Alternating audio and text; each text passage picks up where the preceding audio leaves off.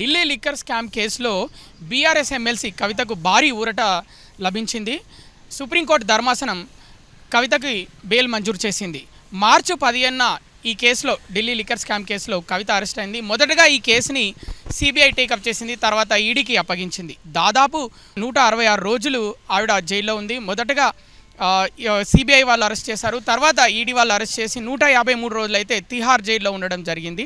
153 రోజులు తిహార్ జైల్లో ఉన్న తర్వాత ఈరోజు సుప్రీంకోర్టు ఏదైతే బెయిల్ మంజూరు చేసింది కవితకి, కవిత తరఫు లాయర్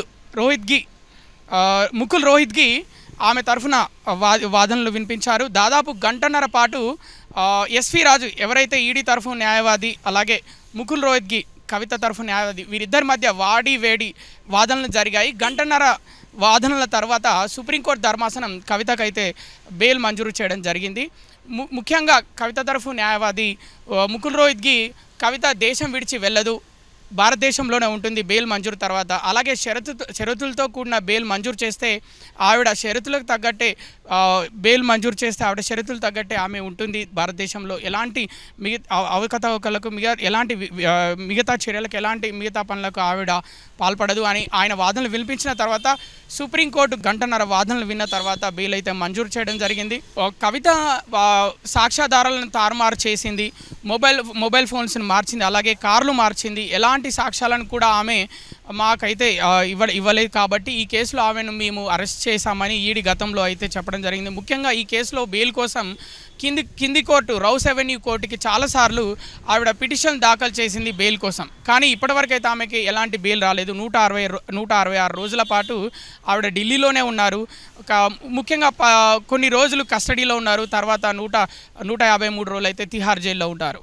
ఇన్ని రోజుల తర్వాత సుప్రీంకోర్టుకి అయితే ఆమె వెళ్ళడం జరిగింది. సుప్రీంకోర్టులో ఆమె పిటిషన్ దాఖలు చేయడం జరిగింది బెయిల్ కోసం. చివరిగా 166 రోజుల తర్వాత ఆమెకైతే బెయిల్ లభించింది.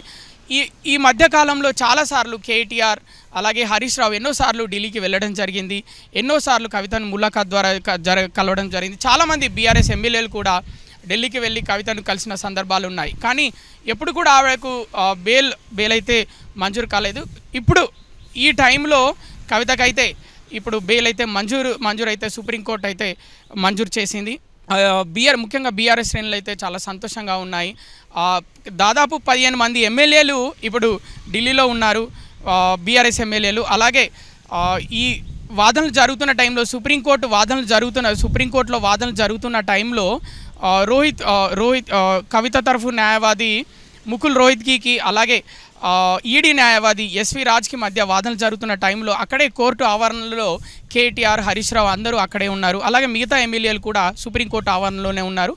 ఇప్పుడు అందరూ చాలా ఆనందం వ్యక్తం చేస్తున్న సందర్భం అయితే మనం చూస్తున్నాము.